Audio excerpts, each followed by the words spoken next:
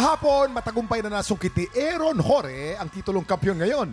Ngayong umaga, maprotektahan kaya niya ang kanyang pwesto mula sa mga nagtatangkang umagaw nito.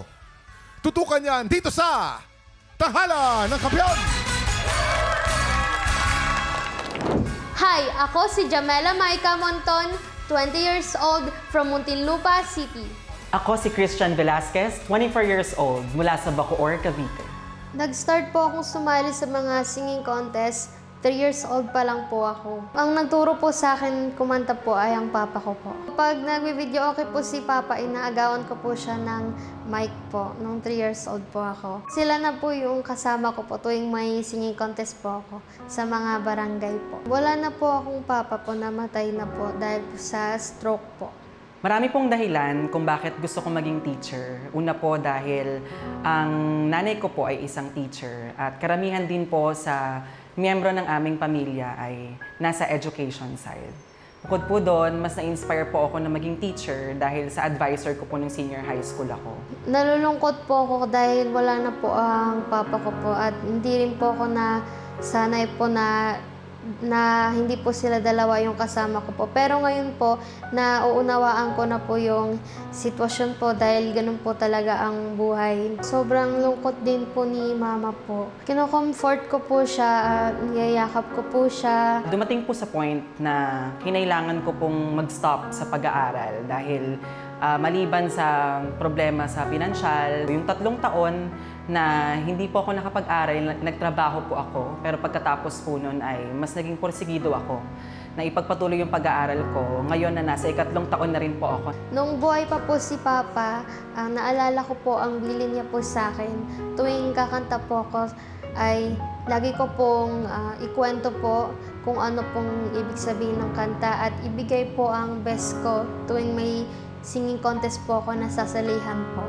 Pa, alam kong nandyan ka sa tabi ko palagi at ginagabayan ako tuwing may singing contest ako. Ma, huwag ka pong mag-alala, hindi po kita pababayaan at aalagaan po kita.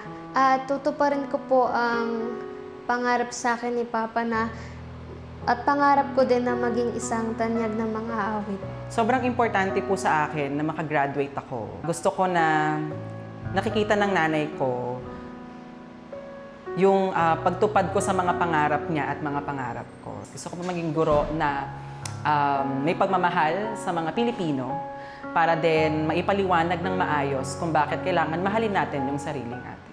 Sino sa dalawa makakakuha ng mas mataas na puntos mula sa inampalan?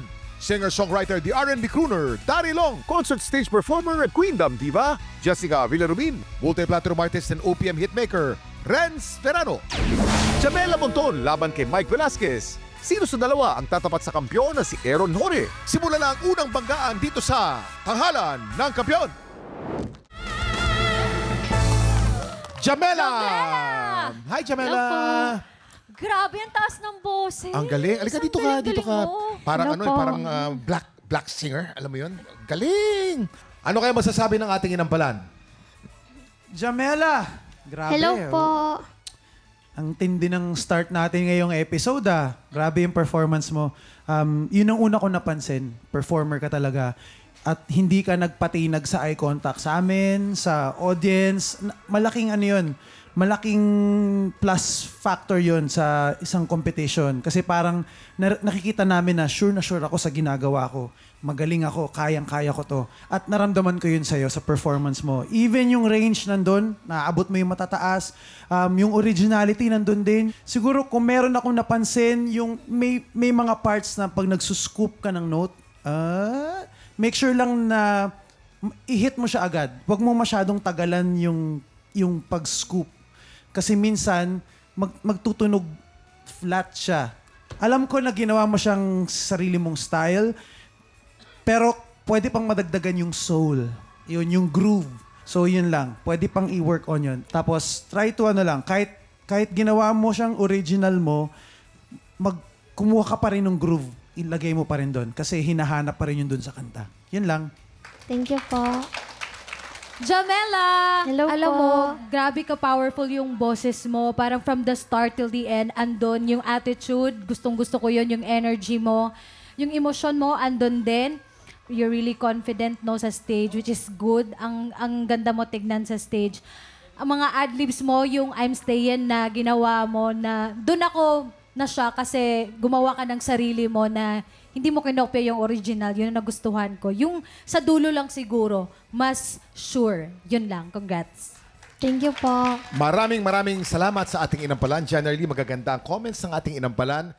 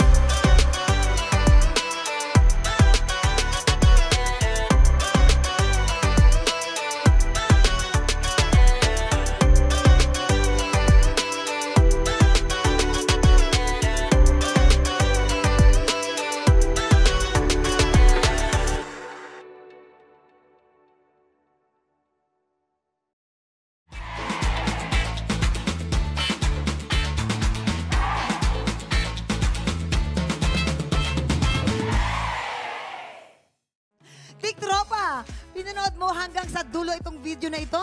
Abay, very good ka! For more happy time, watch more TikTok Lock videos on our official social media pages and subscribe to GMA Network official YouTube channel.